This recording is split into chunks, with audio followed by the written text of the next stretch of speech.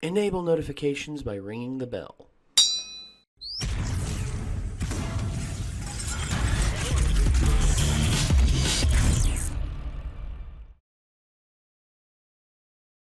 Back at it again. More Renegades react to more Dead Meat. So, in terms of our little bit of a catch-up on Dead Meat, we're doing the Purge films. We've already done the first one, and now we are moving on to the second one. And as soon as I stopped bouncing my leg, you started. So, this one, personally, is my favorite. It has everything that I'd hoped the first film was going to do, but this actually pulled it off, and actually we have a more interesting story and more interesting characters, and it's actually really good. I like the girl and her teenage sister. I like those main characters. Oh yeah. I like those a lot. Carmen. I believe the oldest one is Carmen Ejogo is her name. Yeah. I like her a lot. She's such a great actress. I wish Them- she was used more. I think them and the EMT from the third movie, they're like my favorites. Oh yeah. I like I like a lot of the characters in this, and I like a lot of the expansion of the overarching story of the Purge that we get in this. We get your typical craziness. The crazies come out dressed up and have the their custom made outfits and everything they made just for purging, and their weapons and all that. And then you get a little bit of a subplot that actually turns out to be something a lot bigger than people were expecting. And by that, actually, if you haven't seen the film yet, I don't want to be the one to spoil it. I'll let James do that for me. Yeah, James is going to spoil it. James can spoil it for you. But let's not spoil it before he spoils it. Exactly, because then we'll be the assholes. And why are you watching this if you haven't seen it? Because people don't know how to read the title of a video. And also, when they hear or see the word spoilers in the in the movie or in the video that's talking about it, it's just like, I think I'll repress this and I won't remember it. And then later on, they're just like, I'm gonna definitely remember that. It's just like, you're such a jerk. You spoiled the movie for. It's like, I don't know. It's like that. I wonder if it's like that intrusive thought thing, like when you're on a ledge and your brain like tells you to jump off for a split second. When you see a spoiler thing, and you're like, I shouldn't click on that. Click. Yeah. The one thing I definitely can say that I absolutely remained 100% spoiler free on was The Last of Us.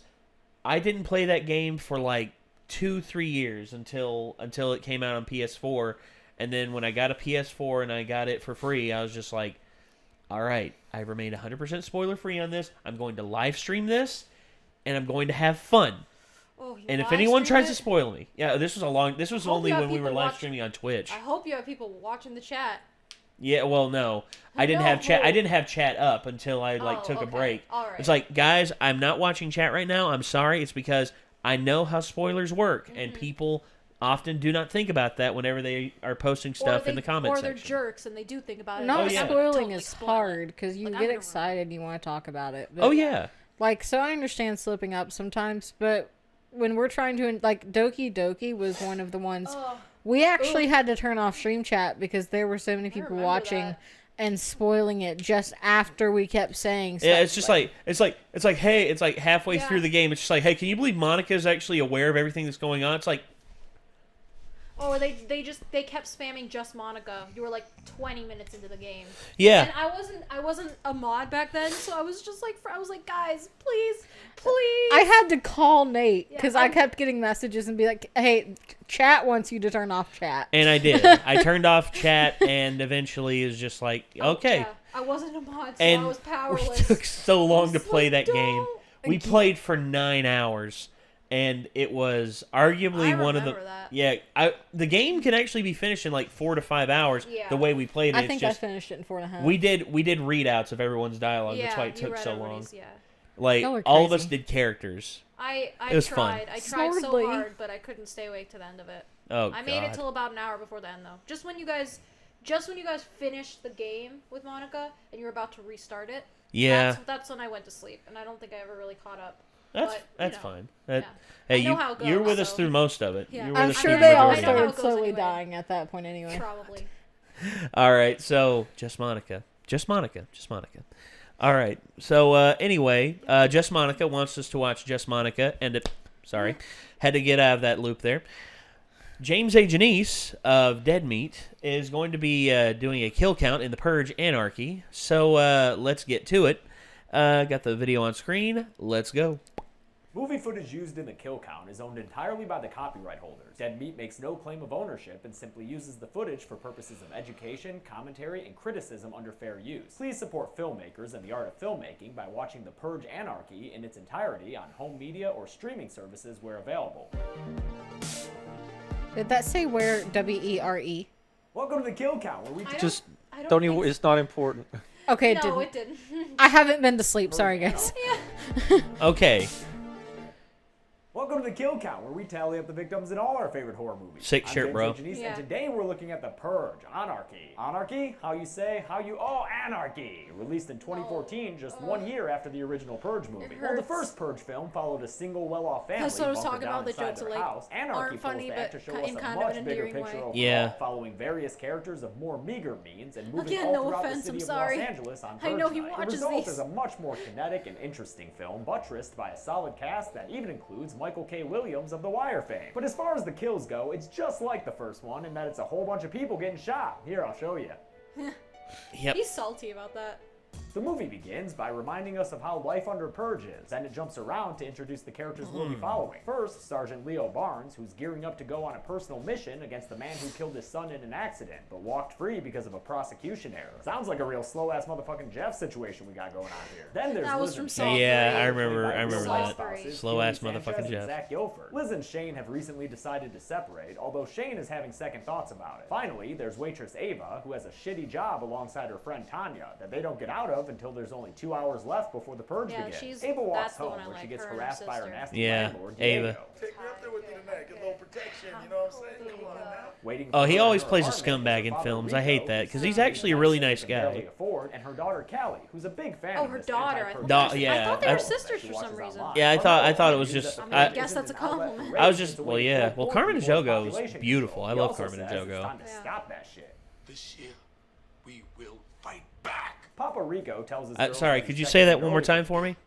We will fight back. Papa Rico Okay, tells his just to be girls that sure. he's checking in early for the Sorry, night, but after telling them he had loves to them dearly, had to he make also sure lets there. I them mean, have it it. wasn't He's 100% clear to outside, where me. He gets into a limousine waiting for him. Hey, buddy, Oh, that you can't one, afford your yeah. medicine. What are you doing taking a limo around town, huh? After picking up some groceries, Liz and Shane get always really harassed in the sad. parking lot by some cottonmouth kings just waiting for Purge time to start. The gang's leader is this friendly fella named Young Ghoulface. Can't wait for his new album. No, his to name is drop. God. It's No, his on name's his forehead. yeah, God, dude. Come on. Their impending separation, and then their car messes up, causing them to pull over. Maybe they get he's out to credited find like the root of that? their I don't mechanical know. issues. And listen, all of y'all, it was sabotage. And the saboteurs were Young Ghoulface and his ice I was cream waiting truck for him to gang. say With Purge saboteur. time drawing nigh, Shane and Liz. He always does that. The same emergency broadcast from the first film plays as Ava and Callie watch at home. Leo listens to the same broadcast on the radio while he drives around in this pretty cool budget Batmobile. Liz and Shane, however, are stuck on the streets not downtown bad. as those loud Purge sirens begin blaring. Would not want to be them, because we see all the various ways people are going to be spending the night. Sniping from rooftops, walking around in gangs, driving around in murder buses. This kind of shit is what the first film was missing. Oh, There were even yeah. murder semi-trucks, and the first kills of the film happen when one of them pulls alongside a pair of honestly reminds me of pedestrians, an and this dude, online Big multiplayer Daddy, who game. will be the movie's big baddie, opens fire on them with a machine gun. Leave it to a dude dressed like a Minigun. patriotic Minigun, butcher to dude. Really There's a streamline the bit of a killing difference. process during the Purge. Don't mean to Leo be anal drives by about some that. scenes of carnage, including a dude getting beaten to death on the side of the road, who I will go ahead and add onto the list. I'll also add this dude who Liz and Shane see get dropped from an upper floor of the building, because he's screaming as he Yep. falls, and then his scream stops. Sounds like a dead man to me. I'll also count this body they run Yeah, into while falling trying to headfirst hide in a a couple dumpster, stories since it usually looks doesn't pretty end immobile well. and bloody. Although it could just be a sleepy homeless man who just got done drinking bottomless Bloody Mary somewhere. Like, Ava and Kelly hey, get get ready out to of my go house. But when Kelly goes to get her grandpapa, she finds a letter that he left them saying he doesn't want to burden them anymore with his expensive medical problems. So he's agreed to be a martyr for a wealthy family. They'll transfer $100,000 to Ava's account in exchange for getting to kill Rico and release the beast from the safety of their home. The kill ultimately happens off screen, but but it'll still go on the list. You don't hang that many tarps up and not kill a dude, you know? Callie's understandably upset and wants to go save her grandpa, but Ava it's a bit too late for that. This is the way this world works. Oh, hold on. The movie cuts back to Leo driving around and we see a body in the street. Hold on. Dad to the count. Man, while all these people are dealing with their lives, there are dead bodies everywhere. Ava and Callie get their grieving interrupted by the sound of a Mack truck pulling up outside, and from their window they see a ton of armored soldier-looking dudes approaching their building. That's about to be an issue for sure, but there's also a more immediate threat breaking into their apartment. It's fucking Diego, that asshole from downstairs, who is of course threatening these women with rape. Tonight, I'm gonna release the beast. It's my right. Okay, dude, but maybe clear your throat first so it doesn't hurt to hear you speak. It's my night to motherfucking purge. Or not, that's cool too. Luckily, the only thing not only clear your throat, but brush them yuck mouth teeth, bro. Before he hears someone else entering the apartment and gets shot to pieces. That trademark CGI Purge blood spurting out of all his bullet wounds. Yep. Hasta luego, Diego. The assailants are, of course, the armored men Dora? they saw outside. And these guys grab the ladies and radio to Big Daddy downstairs that they found exactly what he was looking for. As they drag the ladies from their homes, we see a number of bodies along the way, and see the kidnappers shooting at someone off screen, who I'm certain they didn't miss. All in all, another 5 kills are added to the count. The one person shot off screen and 4 visible bodies. Big Daddy's children pull the ladies out into the street right as Leo Barnes happens to roll up onto the scene. After seeing them toss Callie to the ground, he begins to have a good toss over whether or not he should do something. Just drive. But his conscience gets the better of him, and he steps outside the safety of his armored car to go make some skull and crossbones. As Leo makes his way to the ladies in distress, Liz and Shane happen to come across his empty car. Seeking safety, they hop inside the back seat right as the semi-truck opens for the Big That's what I'm saying. I'm like, okay, no. If he has to bug out quick, he'd have to. He couldn't sit there and fumble with keys. Yeah. I guess so. Cops usually leave their cars unlocked when they. He uses the truck for cover to shoot a 4th dude Well, and finish him off he's with got a the third. key with him. Big Daddy comes by. If you're fumbling for a key and somebody's shooting at you. As we'll Yeah, I see guess so. soon, he was not killed. It's Still, true, the yeah. area is pretty damn secure now, and Leo reluctantly motions for Ava and Callie to come with him if they want to live. When they get back to the car, they find Liz and Shane in the back seat, but despite a bunch of hollering and gun waving, Leo lets them stay when they realize Big Daddy is back up and pretty damn Big Matty. Leo drives away right as Big Daddy opens fire, hitting the car a whole bunch, but thankfully nobody inside. As they drive past Carrie White standing on the side of the street, Leo asks Ava why armored dudes were at her building, and Liz why the fuck she and Rodrigo Santoro were in those couple episodes. She took a blood bath. When Come Callie on. asks him why he was out on the streets in the first I place, hear it's really he good for your hushes up and pores. refuses to say. Oh Then my the car God. breaks down from Big Daddy's armor-piercing bullets, so Leo has to pull off into an alley. He tries to separate himself from these less capable citizens so he can go take care of his business, but Ava says that she can get him a car to use as long as he can safely deliver them to her friend Tanya's place. He reluctantly agrees to the arrangement. That was a real dick move, you know, walking away and then coming back. Leo leads his new I squadron love her. out, She's and the my first thing they favorite. run into is a woman on a roof with a megaphone and a rifle. Looks like she's already claimed at least 2 victims, since we see a couple of bodies lying dead in the street. They avoid the roof lady's rage and then hear a bomb coming down the street, where they see young Ghoulface and his ice cream truck gang abduct a dude and drive off with him. And I don't think it's so he can enjoy a blue raspberry Ghoulface and the screwball. bum- Shane steps off the curb right into a trap that drags him down the street a little ways. That's a good This name alerts of a a good bunch of band. attackers, but Leo is able to keep everyone safe after shooting and killing 2 of the vultures who come out for the easy prey. Shane Actually, I shoots know what the you trap call to it. free himself, Ghoulface and and the the group is able bumpity to escape bumps. down another alley before more Purgers show up. The 4 protagonists who aren't proficient in firearms make proper introductions to each other and express some concern about the man who's protecting them, but maybe they should do it a little quieter. He's out here, armed to the teeth on Purge night voluntarily. That means he's trying to do something nasty. I can hear you. Callie tries to break through Leo's tough shell, and honestly, the relationship between these two is probably the best I mean, if part they're of that this upset movie. about it, Wait. they had the chance to leave. Criminal, huh? I'm guessing you're either a pain in my ass or a pain in my ass. She surmises that he's out and about to get his purge on, but he shuts down the combo before it can go anywhere. I'm gonna stop talking because you're being an asshole, okay? Not because you told me to shut up. As they continue fucking on, love they her. pass by You guys the had body your of a chance to stockbroker leave. named I David, who was fucking killed and love strung her. up in front of a bank, the note around his neck blaming him for lost pensions. she- The it Purge wasn't movies really her love to choice, make 'cause her mom socioeconomic said, "We're going," commentary, and even she's though they still a never really teenager, so- mastered the art Yeah. of subtlety. I The group love runs her. another corner to find 9 more bodies to add to our list. There are 7 on the ground outside that big Mac Daddy semi-truck, 1 more body barely visible inside, and a 9th guy who jump scares the group before falling to the ground and whispering that they were just doing their duty as he dies. These are the same peeps who I just shot him invaded once his more just to apartment be building, and sure. their high-tech monitors inside No the way I truck want one of the- include any of them live feeds effort- the city's you know, traffic efforts to cams, live. Even though, as Liz points out, traffic cams are controlled by the government. Callie says this truck must be the new founding fathers themselves, a theory further supported by Carmelo's logo painted on the wall, indicating that his group was behind the attack on this big rig. Another semi-truck rounds the corner, and the group hightails it out of there, down yet another alleyway. At the end of You know this what I'd have one, they done? find a couple of minigun, vehicles and dead bodies mow through that freaking semi and disable it. But the foreground body's getting shanked like a motherfucker. Leo sees a subway entrance he'd like to get to, but before they can, Stabby McStabberson finds them behind the wall. Luckily, Leo is able to subdue the guy in a stranglehold and eventually kills him by choking him to death. Hey, look, a death that's not from a gunshot. The Purge Stabby Anarchy McStabberson? is a whole new world with a fantastic point of view. They wind up down Actually, I think I know that guy's name. Shank. It's like, what's your name? Shank. Where'd you get it? Prison. It's like, what was your name before?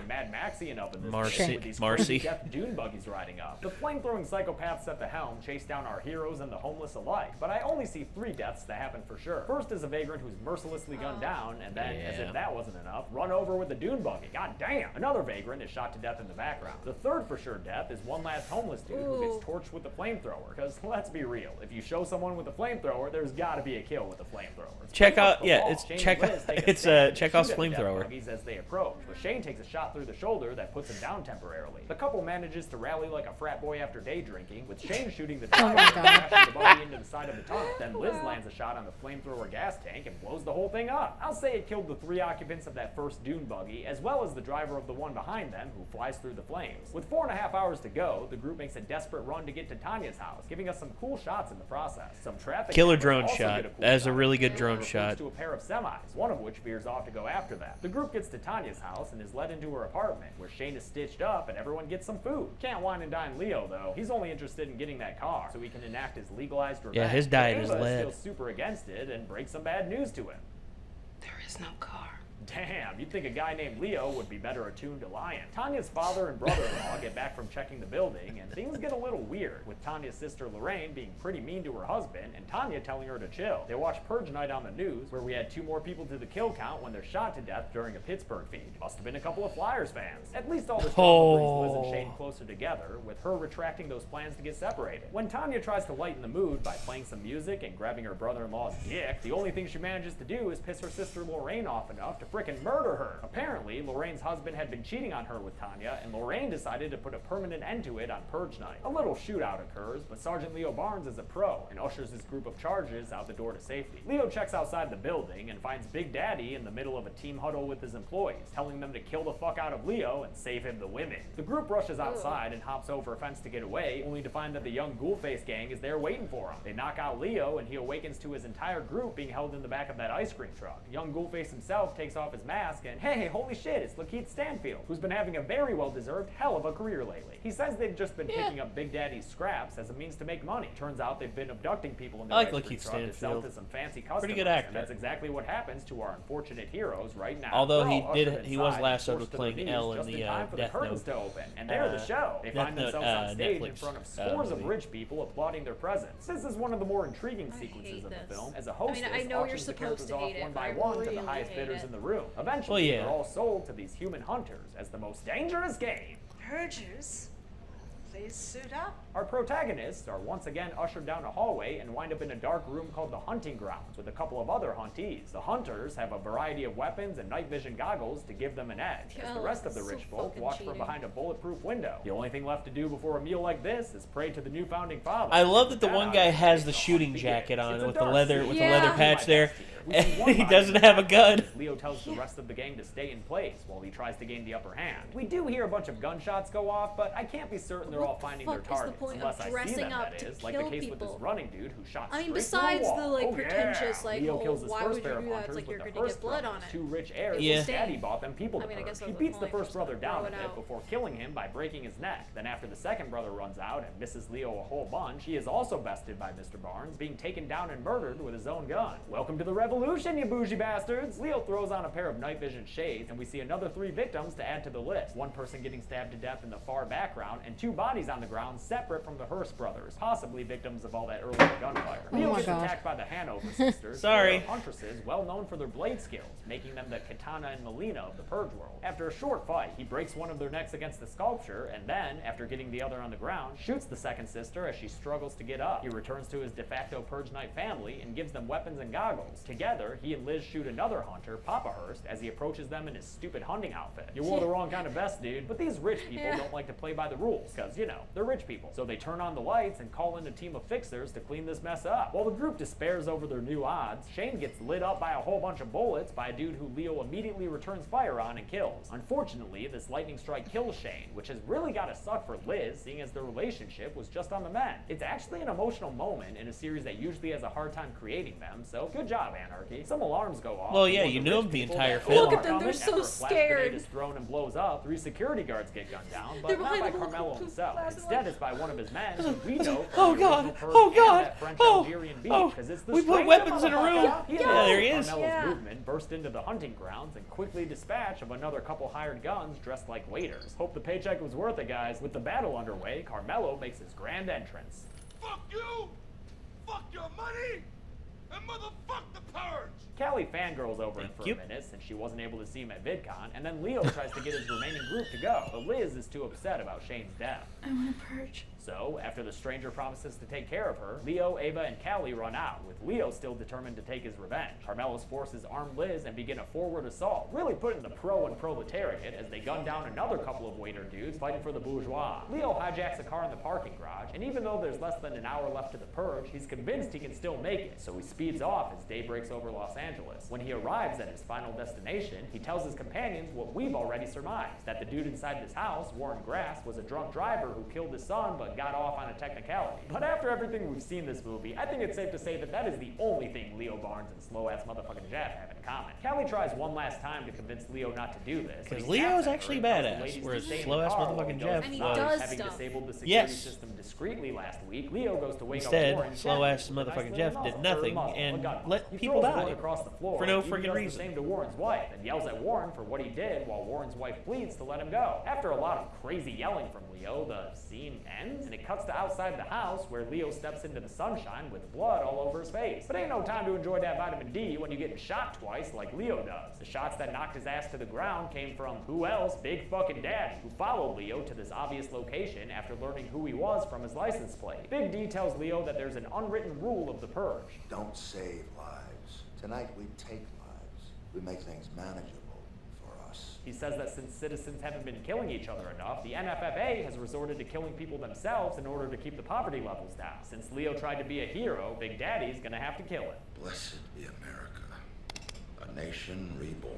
And then he gets shot in the head. Yeah, I mean, we all pretty much figured this would happen, but did you know Warren Grass would be the one to pull the trigger? Oh, you did? Since you rightfully assumed Leo didn't actually kill him when the scene cut away? Okay, that's fair. Ava, Callie, and Big Daddy's men all arrive on the scene super armed, but then loud sirens blare, signaling the end of Purge 2023. Together, Ava and Callie load Leo into Warren's car, and Leo and Callie hold hands in the back seat as Warren pulls We're out just to gonna the take your car, dude. Thanks. Card advertising the next Purge. Didn't they arrive? I thought. a different car? Did he drive them? Are like Christmas for those of you who like big numbers. So let's unstuff some stockings and get to that. Wait, hold on. I don't think it showed, but I'm pretty sure he drove them. He drove them.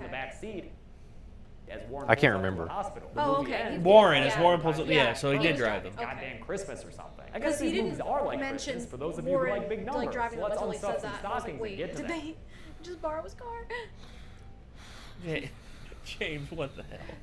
You can't come up with stuff to do at the end of the movie. Oh my God. Second place record. Again, wow. Gender distribution is hard to know for sure, but I think we wound up with 54 men and 6 women with 5 kills I just couldn't discern. That makes this pie chart. Yay, pie charts. With a runtime of 103 minutes, we had a kill on average every 1.58 minutes. Purge can't stop, won't stop. I'll give the golden chainsaw for coolest kill to the homeless guy who gets lit ablaze. Oh God! Oh, when I said I wanted fire, Warren, I didn't mean this. Homeless dumpster guy, sure. And that's it. Homeless dumpster guy. Anarchy came out in 2014 and helped establish the franchise as a big name in contemporary horror. The series would get even more zeitgeisty with 2016's The Purge election year, which is up next Friday. But until then, I'm James A. Janice. This has been The Kill Count. Thanks a lot for watching this week's Kill Count. I want to thank a couple of patrons like Michael Nicholson and John Lechner III. Oh, you fancy, huh? I just got back from a 4-day trip to Vegas to celebrate my dad's birthday, and in 2 days I'll be going down to VidCon for 3 days. That is a lot of days not to be working when I usually spend every day working. So on Sunday, instead of hey, take your laptop with you. Work on the go. Bailey in isolation. Be good people. I think he was specifically trying not to. Fair enough. I mean, yeah, get a break. Yeah. Well, yeah, I mean, he has There's hired... the nostalgia critic Purge. Huh. Oh, yeah. Well, he did hire a new editor now, I believe. So I think. Yeah, I think he's got 2 people helping him. So yeah. Good. So, the more the better, I guess. Yeah. The editing is always what takes the most time.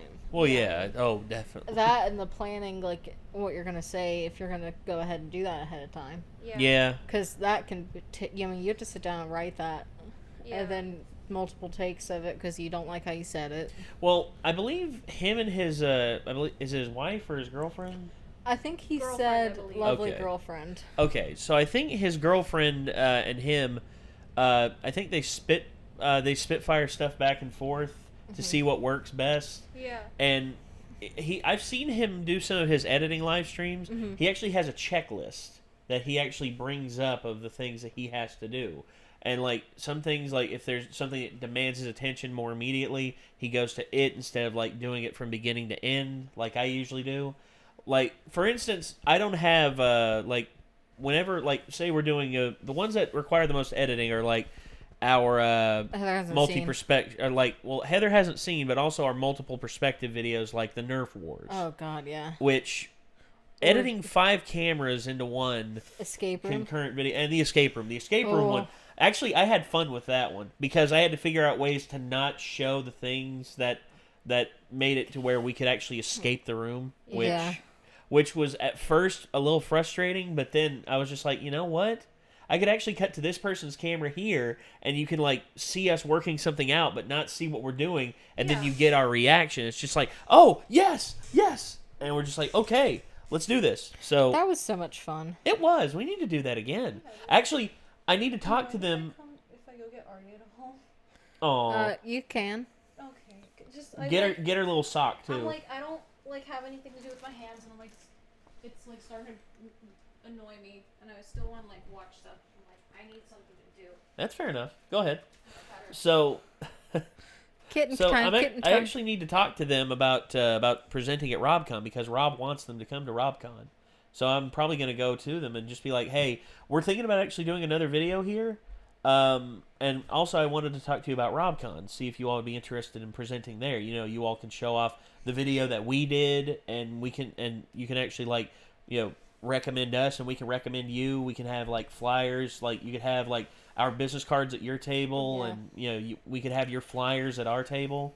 I just like my mom wants me to take a bunch of like business cards of hers of the kittens and everything, right? And sponsor her thing there. Hey, more money to make, I guess. So anyway, those kittens sell themselves. They're very cute. Oh yeah, and if you don't know what we're talking about my mom's itty bitty Sphinx kittens, which.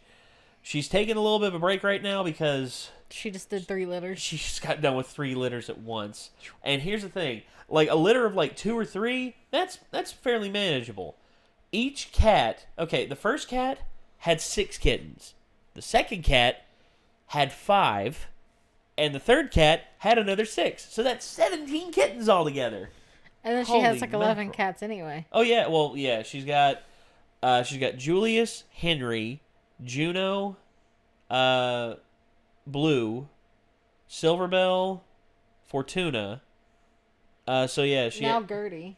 No, well that was actually one of the kittens. Yeah, but she's keeping her. Well, she's keeping her now, but I'm talking like before she had 6, and now she's got and then she had 17 more to take care of. So she had altogether at one point in that house 23 cats. And a lot of them demanded a lot of attention because they were like very, very tiny. Oh yeah. Well, the first 2 litters were easy to take care of. That last one gave some trouble. Oh yeah, the last one we had some problems with it because where there wasn't enough room in that cat room that my mom made, which is why my mom is adamant now on only doing max 2 litters now at a time. Which which makes sense. Which hopefully her next litter, she's actually wanting to have another litter with Juno and another litter with and probably the first litter with Marley. Oh, there you go. Kitten time. There you go. Kitten time. Kitty cat. She's like, I'm a kitty cat. And a dance. She's like, hi. It's a kitty cat. Hello. Her name is Arya. Hey, Arya. Look at that. Very tiny baby. Oh, look at the little babby. Look at little babby. Look at little baby girl. She's in a cuddle sack because she gets cold. She's doing good. She has no fur. She gets cold very easily. Yeah, well, she has a little bit of fur, like around her ears and on her paws. But she loves that little sock that you. Yeah, it's a what is that called again? I forget. Cuddle sack. So yeah. Oh, she's out. Yeah. Oh, there she goes. Hi. She's curious. Yeah. Look at her. Oh my goodness. I had her down here a few nights ago. She ran around a bunch and then she took a nap on me. Oh. She's very good. She is such a good cat. Hey, Micah. Oh yeah, I got a cat. Yeah. Yeah. By the way. I'm quite aware. Yeah. Look at her. Oh, she's so cute. Oh boy, now everyone's gonna be talking about that cat now. Sorry, I derailed the entire rest of the reaction. It's okay. Hey, it's fine. It's fine. I love cats. I mean, if we didn't derail, would we be Renegade Media Group? That's the real where question. off topic is our topic, which I'm sad that we can't make like the off topic because for a long time I thought about doing like an off topic podcast, but then Achievement Hunter came out with it, and I'm just like, you jerks. We'll just have to think of a different name for it. Off topic. Off topic. Yeah. I think they've got that marketed too. I don't know. Damn. Like we'll find out something. Like the Derailers, like the Derailer podcast. That's what we call it. The Derailers. Oh. Derailed, a Renegade podcast. Yeah, that's a nice. It's like Dodgeball, a true underdog story. All right, well, ladies and gentlemen, that's gonna do it. Or the Purge election year. Oh God, which is next? Which is next? I'm trying to. Yeah. Bad joke, sorry. No, it's fine. I like that joke.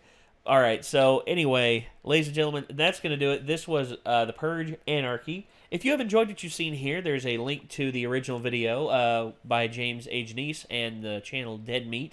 If you want to check out everything he's got going on, I mean, he's got a huge amount of the kill count videos out. He also he's also commented on a few of our videos. He likes what we do. He likes what we bring to the table. And if you want to, I'm sorry for saying your jokes are bad. No, they're good. They're bad. good. They're good. They're the bad. They're the bad jokes that are good. They're endearingly bad. Yeah. If that makes it better, probably doesn't. He'll probably comment down below and say, "You're cool, Hannah. Don't worry about it." All right. By the way, we have not introduced her. We've recorded 4 videos with her now. This is Hannah. She is a moderator in our stream chat and on our Discord, and she came to visit for like a week or a little over a week. I'm going back tomorrow, which is why I'm recording all this now. Yeah. So if you didn't know who that was, that's who she is. Yeah. That's Hannah. If you don't come to our streams, you're probably like, who the fuck is Hannah? But like we were talking about in the last video. Yeah. So anyway, ladies and gentlemen, thank you all so much for tuning in. If you want to check out more of us, there's a link down below to our Patreon and our Discord. And until next time, signing off, I'm Nate. I'm Hannah. I'm this Heather. Is Aria. Micah. And little Aria. Sorry, we had the cat before you. That's fun. We'll get a little kitty. We'll get her. She's so cute. All right. We'll see you later, everyone. Peace out.